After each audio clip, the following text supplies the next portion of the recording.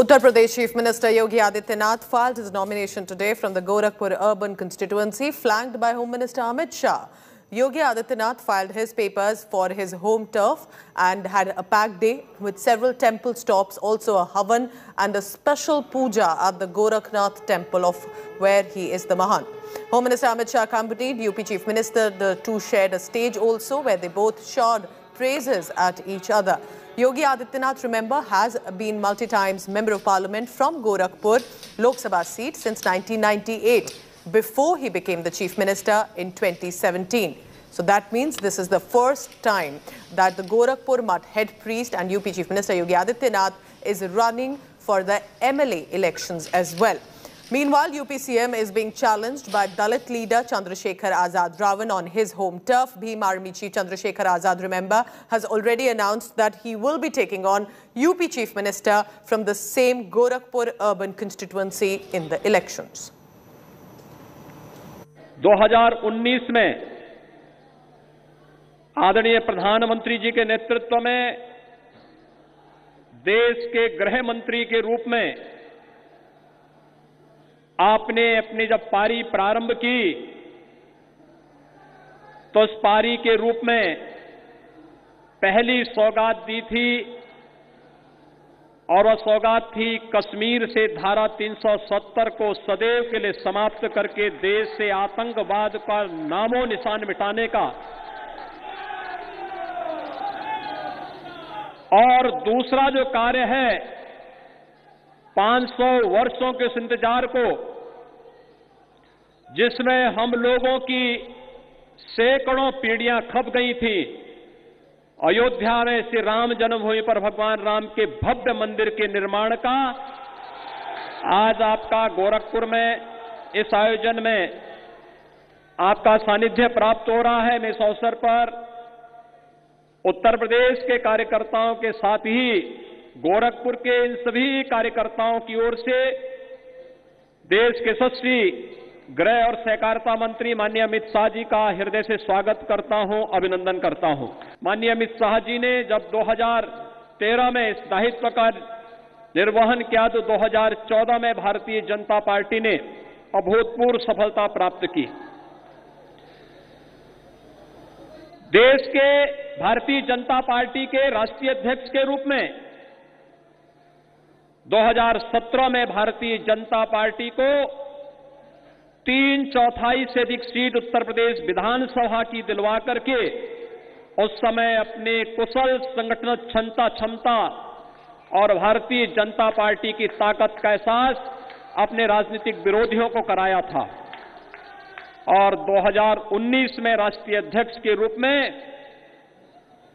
जब उत्तर प्रदेश के अंदर एक महागठबंधन बना था, देश और दुनिया के तमाम जितने भी राजनीतिक विश्लेषक थे वे सभी इस बात को मानते थे कि अब तो भारतीय जनता पार्टी का क्या होगा यूपी में।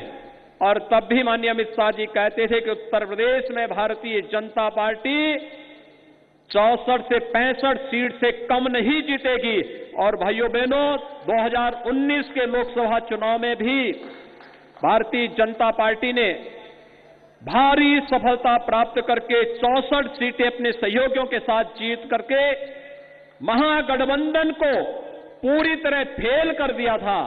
भाइयों बहनों, उत्तर प्रदेश में 5 वर्षों के दौरान भारतीय जनता पार्टी की डबल इंजन की सरकार ने आदरणीय प्रधानमंत्री जी के मार्गदर्शन और उनके नेतृत्व में जीवन के प्रत्येक क्षेत्र में जन अपेक्षाओं पर खरा उतरने का प्रयास किया। सुरक्षा, आस्था का सम्मान, गरीब कल्याणकारी योजनाओं को बिना भेदभाव के हर गरीब को, हर किसान को, हर नौजवान को, हर महिलाओं तक पहुंचाने और विकास की बड़ी बड़ी परियोजनाओं को आगे बढ़ाने का कार्य जो किया वह इसलिए संभव हो पाया क्योंकि भारतीय जनता पार्टी की डबल इंजन की सरकार आदरणीय प्रधानमंत्री जी के मार्गदर्शन और उनके नेतृत्व में, माननीय श्री अमित शाह जी का मार्गदर्शन और उनका नेतृत्व, उनकी प्रेरणा निरंतर हम सबको प्राप्त होती रही और आज उसका परिणाम है उत्तर प्रदेश और देश के अंदर भारतीय जनता पार्टी नेतृत्व के बारे में, भारतीय जनता पार्टी की सरकारों के बारे में कोई भी व्यक्ति एक नकारात्मक टिप्पणी नहीं कर सकता। मित्रों, आज उत्तर प्रदेश के इतिहास में फिर से एक बार भारतीय जनता पार्टी इतिहास को दोहराने जा रही है। 2014, 2017 और 2019 तीनों चुनाव में उत्तर प्रदेश की जनता ने मोदी जी के नेतृत्व में उत्तर प्रदेश का विकास का रास्ता अख्तियार कर प्रचंड बहुमत दिलाया था। आज योगी जी के नामांकन भरने के साथ ही फिर से एक बार भारतीय जनता पार्टी यहां से 300 पार के संकल्प के साथ पूरे उत्तर प्रदेश में आगे बढ़ रही है। उत्तर प्रदेश में माफिया तीन ही जगह दिखाई पड़ता है, या तो वो जेल में है, या तो वो उत्तर प्रदेश के बाहर चला गया है, या तो सपा की विधानसभा सदस्यों की सूची में दिखाई पड़ता है। उत्तर प्रदेश के अंदर से हर जनपद में एक माफिया बनाया था, वो राज करते थे। उत्तर प्रदेश की पुलिस माफियाओं से डरती थी। आज योगी जी के राज में स्थिति ये आ गई है कि माफिया स्वयं जाकर पुलिस स्टेशन के अंदर सरेंडर कर रहा है। मित्रों, सरेंडर कर रहा है। जी से गंगा एक्सप्रेस, बोलिए जी से। ओ से ऑर्गेनिक कृषि, बोलिए ओ से।